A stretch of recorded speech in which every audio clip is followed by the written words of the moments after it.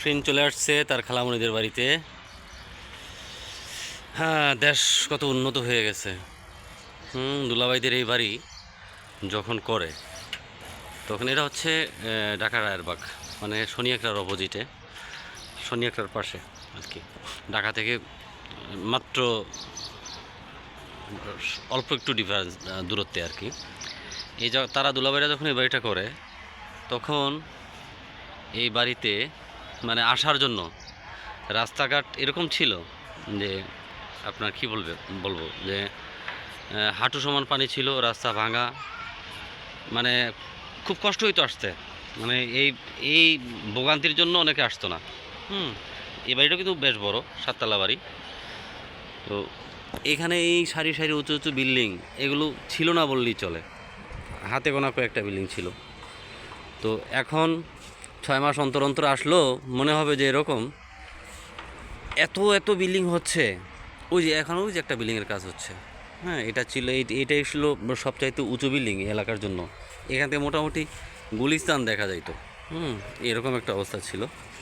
But এখন হ্যাঁ, building আর building, একদম উঁচু উঁচু সারি সারি বিল্ডিং। এই বিল্ডিং দেখে মনে হয় যে মনে হয় বাংলাদেশে নাই, এর অন্য একটা কোনো দেশে আছি, এরকম অবস্থা। বাংলাদেশের মানুষ তো এত সুখে আছে, মানে আনবিলিভেবল। মানুষের কাছে কত টাকা আছে, কত স্বাচ্ছন্দ্যে আছে মানুষ, কী অবস্থা। এখন আর এই বাড়িটা দেখা যায় না দূর থেকে। আগে এই পিঙ্ক কালারের বাড়িটা, এই যে জাস্ট এই কালারের বাড়িটা দূর থেকেই দেখা যাইতো। এখন আর দূর থেকে বাড়ি দেখা যায় না, এক বিল্ডিং পরে গেলেই দেখা যায় না। কারণ হচ্ছে 10 তলা 12 তলা বিল্ডিং হয়ে গেছে তার সামনে, তাকে আর দেখার কোনো সুযোগ নাই মানুষ। আমরা আবার কেউ কেউ বলি যে বাংলাদেশের মানুষ ভালো নাই, অভাবে আছে। বিন্দুমাত্র এটা সত্য কথা না। বাংলাদেশের মানুষ অনেক ভালো আছে। শুধু আমি এই এলাকাটা দিয়ে বিবেচনা করতেছি না, আমরা যেখানেই যাই দেখেন এই গত 20 বছরে 15 বছরে বাংলাদেশের কি পরিমাণ উন্নয়ন হয়েছে। দেশ কোথায় থেকে কোথায় চলে গেছে, মানুষের জীবনযাত্রার মান কত উন্নত হয়েছে। এগুলো যদি আমরা বিশ্বাস না করি, না মানি, অস্বীকার করি, তাহলে বুঝতে হবে আমাদের মানসিক কোনো প্রবলেম আছে, আমরা মানসিক রোগী। সত্যকে স্বীকার করতে পারি না, এটা বলতে হবে। দেশ অনেক উন্নত হয়ে গেছে আমাদের দেশ। এটা হচ্ছে যেমন ব্যক্তি আপনাকে দিয়ে বিবেচনা করলো, ব্যক্তি আপনি যেমন এটার জন্য কৃতিত্ব পাবেন, প্লাস দেশের যারা দায়িত্বে ছিল, দেশ যারা পরিচালনা করছে তারাও সমান কৃতিত্ব পাবে। একটা দেশ পরিচালনা ভালো হলে দেশের মানুষের সর্বদিক থেকে উন্নতি হয়, এটাই চিরবাস্তবতা। যদি তাই না হতো, দেখেন আমাদের চিরশত্রু দেশ পাকিস্তান, তারাও কিন্তু দিনরাত পরিশ্রম করে প্রবাসে থাকে, বিভিন্ন জায়গায় তারা পরিশ্রম করে, কিন্তু তাদের রাষ্ট্র পরিচালনা ভালো না বিদায় তারা আমাদের থেকে অনেক পিছনে। আমাদের শোষণ করতো তারা, যেই কারণে আমরা তাদের থেকে বিভক্ত হয়েছি। আমাদের 30 লক্ষ শহীদ, 2 লক্ষ মা বোনের সম্ভ্রমের বিনিময়ে আমরা এই স্বাধীন সার্বভৌম বাংলাদেশ পেয়েছি। অথচ এই 53 বছরে ওই পিকুলিয়ারগুলো তাদের ওই অবস্থান থেকে আরও ডাউন হয়ে গেছে। আমরা স্বাবলম্বী, আমাদের রাষ্ট্রীয় দায়িত্বে যারা ছিল 53 বছর, আমি কাউকে খারাপ বলবো না। দেশ চালাইলে ভালো মন্দ সব কিছু মিলাই চলে। কেউ ভালো চালায়, কেউ খারাপ চালায়, কেউ খারাপ থেকে শিক্ষা নিয়ে আবার ভালো চালায়, এটা স্বাভাবিক। বিএনপি ছিল, জাতীয় পার্টি ছিল, মেজর জেনারেল জিয়াউর রহমান ছিল, তারপরে বঙ্গবন্ধু ছিল, শেখ হাসিনার আমল দেখলাম। আমি অবশ্য জিয়াউর রহমান থেকে দেখে আসছি। তো জিয়াউর রহমান সময় ছোটো ছিলাম। তো এখন যেটা হচ্ছে, ডে বাই ডে আমাদের দেশ উন্নত হয়েছে। সবচেয়ে বেশি উন্নত হয়েছে গত 20 বছর, অকল্পনীয়ভাবে উন্নত হয়েছে। এই দেশের বিভিন্ন প্রজেক্ট, লক্ষ লক্ষ প্রজেক্ট চলমান। কী পরিমাণে প্রজেক্ট চলতেছে, রাস্তাঘাটে গেলে বোঝার কোনো মানে আপনি কোনোভাবে কাউন্ট করতে পারবেন না, যে এই কাজগুলি কাউন্ট করতে পারবেন না কী পরিমাণ কাজ হচ্ছে, কত কাজ অসম্পূর্ণ, কত কাজ 30% হয়েছে, কত কাজ 50% হয়েছে, কত কাজ 80% 90% পর্যন্ত হয়ে রয়েছে কাজ।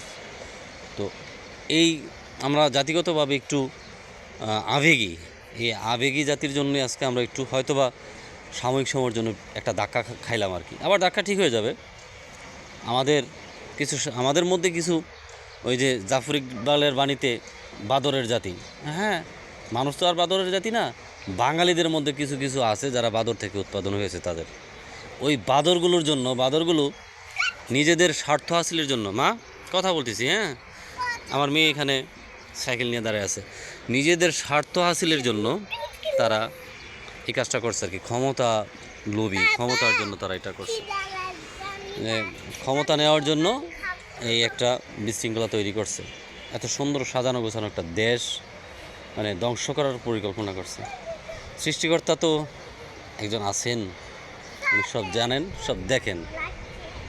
ওই যে এক পাগলনি, মা দেখো পাগলনি যাচ্ছে, দেখা যাচ্ছে নাকি না ক্যামেরায়, দেখা যাচ্ছে না। সৃষ্টিকর্তা সব কিছু বুঝেন বিদায় আবার খেলার মাঠটা কিন্তু ঘুরিয়ে দিল। জাস্ট 5 মাস হলো না এই অরাজকতা দেশে চলতেছে, 5 মাসের মাথায় আবার হাওয়ার পরিবর্তন শুরু হচ্ছে, পরিবর্তনের ডাক চলে আসছে। তবে এই পরিবর্তন হবে এমন পরিবর্তন, এই দেশ, কিছুক্ষণ আগে আমার মেয়ে বলল যে বাবা আমাকে আমার মাসুদ জেরুর মতো একটা বাড়ি করে দাও, আমাদের সবার বাড়ি আছে, আমাকে একটা বাড়ি করে দাও। তো যদি দেশের উন্নয়ন ধারাবাহিক থাকে অবশ্যই আমার ইনকামের সোর্স বাড়বে, আমার ইনকাম যে পলিসি আছে আর এটার পরিধি আরও বাড়বে, আত্মীয় স্বজন সবার আছে, আমারও হয়ে যাবে ইনশাল্লাহ। এই তো আমরা স্বপ্ন দেখি যে দেশ উন্নত হলে আমাদেরও হয়ে যাবে, যেহেতু আত্মীয় স্বজন সবারই, ম্যাক্সিমাম আত্মীয় স্বজনের ডাকাতে পারি, শুধু আমার নাই। হ্যাঁ আমরা করতে পারতাম, তো মাঝখানে আবার একলাসপুরে একটা অনেক টাকা খরচ করে একটা বাড়ি কিনে ফেলছি। হ্যাঁ তো হয়ে যাবে ইনশাল্লাহ, ইচ্ছা যেহেতু আছে আমাদেরও হয়ে যাবে।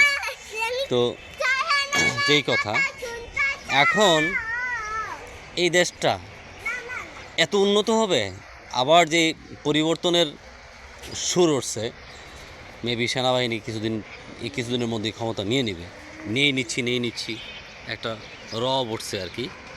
তো সেনাবাহিনী নেওয়ার পরে এবার সংশোধন এরকম হবে, ওই বান্দরের বাচ্চাগুলো সংশোধন করতে চাইছিল বাংলাদেশ, আমরা সংশোধন করে দেখাই দেব। বাংলাদেশ সংশোধন হবে, প্রতিটা ঘরের কোণা থেকে বের করে নিয়ে আসবে এই রাজাকারদের বাচ্চাদের। একটা রাজাকারও এই বাংলার মাটিতে থাকবে।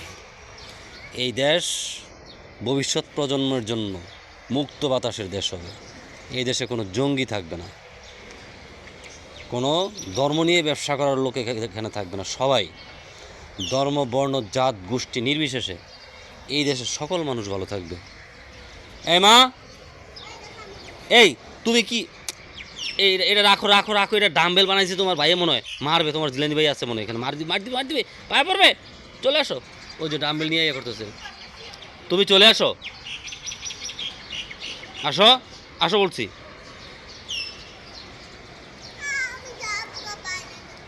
কই যাবা? হ্যাঁ ব্লগটা শেষ করি।